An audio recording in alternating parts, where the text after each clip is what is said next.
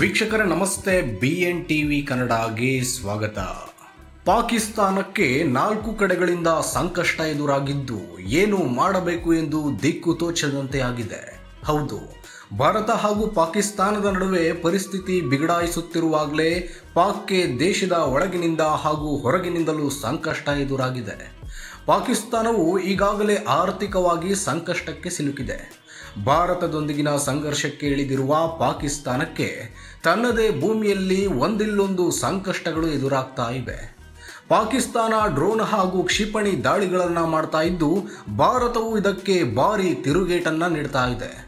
ಪಾಕಿಸ್ತಾನಕ್ಕೆ ಆಫ್ಘಾನಿಸ್ತಾನ ಸೂಕ್ಷ್ಮವಾಗಿ ತಿರುಗೇಟು ನೀಡಿದೆ.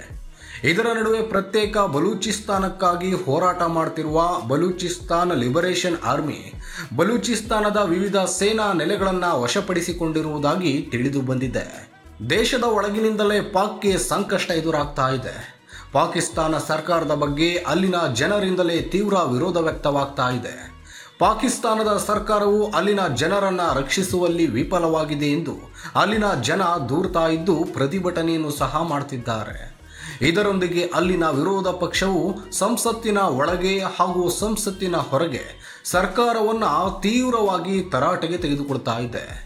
ಭಾರತೀಯ ಸೇನೆಯ ಕ್ಷಿಪಣಿಗಳ ದಾಳಿಯನ್ನು ತಡೆಯುವಲ್ಲಿ ಪಾಕಿಸ್ತಾನ ವಿಫಲವಾಗಿದೆ ಎನ್ನುವ ಆಕ್ರೋಶವು ಅಲ್ಲಿನ ಜನರಲ್ಲಿ ಇದೆ ಎಂದು ಹೇಳಲಾಗ್ತಾ ಇದೆ. ಭಾರತ ಹಾಗೂ ಪಾಕಿಸ್ತಾನದ ನಡುವೆ ಉದ್ವಿಗ್ನತೆ ಹೆಚ್ಚಾಗ್ತಿರೋದು ಪ್ರಾದೇಶಿಕ ಹಿತಾಸಕ್ತಿಗೆ ಒಳ್ಳೆಯದಲ್ಲ ಎಂದು ಆಫ್ಘಾನಿಸ್ತಾನದ ತಾಲಿಬಾನ್ ಸರ್ಕಾರ ಪಾಕ್ಗೆ ಎಚ್ಚರಿಕೆ ನೀಡಿತ್ತು. ರಾಜತಾಂತ್ರಿಕವಾಗಿ ಸಮಸ್ಯೆಯನ್ನು ಪರಿಹರಿಸಿಕೊಳ್ಳುವಂತೆ ಪಾಕ್ಗೆ ಆಫ್ಘಾನಿಸ್ತಾನ ಸರ್ಕಾರವು ಎಚ್ಚರಿಕೆಯ ಸಂದೇಶವನ್ನು ನೀಡಿತ್ತು. ಭಾರತ ಹಾಗೂ ಪಾಕ್ನ ನಡುವೆ ಈ ರೀತಿ ಉದ್ವಿಗ್ನ ಪರಿಸ್ಥಿತಿ ನಿರ್ಮಾಣವಾಗುವ ಮುನ್ನವೇ ಭಾರತವು ಆಫ್ಘಾನಿಸ್ತಾನದೊಂದಿಗೆ ಚರ್ಚೆ ಮಾಡಿತ್ತು. ಆಫ್ಘಾನಿಸ್ತಾನವು ಸಹ ಪಾಕಿಸ್ತಾನದ ಪರವಾಗಿಲ್ಲ. ಇದು ಪಾಕ್ಗೆ ಮುಳ್ಳಾದಂತೆ ಆಗಿದೆ. ಚೀನಾದ ಶಸ್ತ್ರಾಸ್ತ್ರಗಳನ್ನು ಬಳಸಿದ್ದೇವೆ ಎಂದು ಪಾಕ್ ಹೇಳಿದ ಮೇಲೆ ಇದರ ಬಗ್ಗೆ ಮಾಹಿತಿ ಇಲ್ಲ ಎಂದು ಚೀನಾ ಹೇಳಿತ್ತು. ಈಗ ಚೀನಾವನ್ನೇ ಪಾಕ್ ನೆಚ್ಚಿಕೊಂಡಿತ್ತು. ಇನ್ನು ಬಲೂಚಿಸ್ತಾನ್ ಲಿಬರೇಷನ್ ಆರ್ಮಿಯು ಪಾಕಿಸ್ತಾನಕ್ಕೆ ತಲೆನೋವಾಗಿ ಪರಿಣಮಿಸಿದೆ. ನಿರಂತರವಾಗಿ ಪಾಕ್ ಸೈನಿಕರನ್ನು ಗುರಿಯಾಗಿಸಿಕೊಂಡು ಈ ಬಂಡುಕೋರರು ದಾಳಿ ನಡೆಸ್ತಾ ಇದ್ದಾರೆ.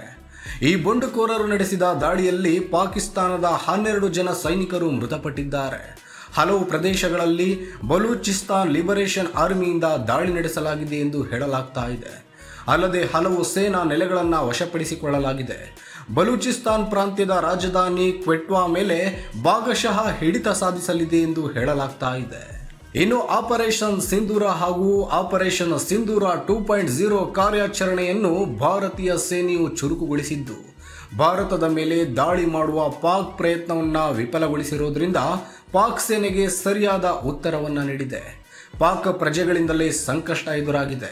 ಇದರೊಂದಿಗೆ ಪಾಕ್ ಪ್ರಜೆಗಳಿಂದಲೂ ಪಾಕ್ನಲ್ಲಿ ನಿರಂತರವಾಗಿ ಪ್ರತಿಭಟನೆಗಳು ನಡೆಯುತ್ತಾ ಇವೆ. ಅಲ್ಲಿನ ಜನ ಪಾಕ್ ವೈಫಲ್ಯವನ್ನು ಟೀಕಿಸಿ ದೇಶದಾದ್ಯಂತ ಬೀದಿಗೆ ಇಳಿದಿದ್ದಾರೆ.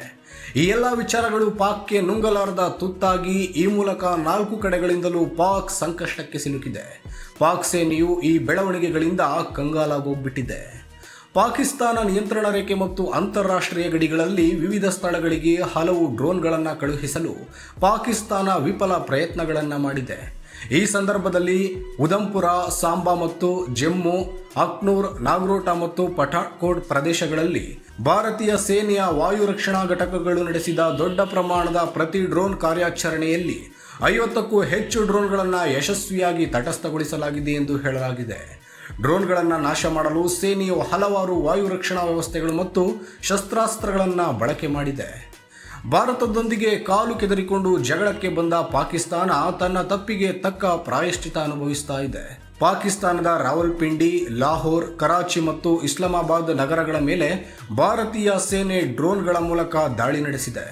ಪಾಕಿಸ್ತಾನದ ನಗರಗಳ ಮೇಲೆ ಭಾರತ 75 ವರ್ಷಗಳಲ್ಲಿ ಮೊದಲ ಬಾರಿಗೆ ಆಕ್ರಮಣ ನಡೆಸಿದೆ.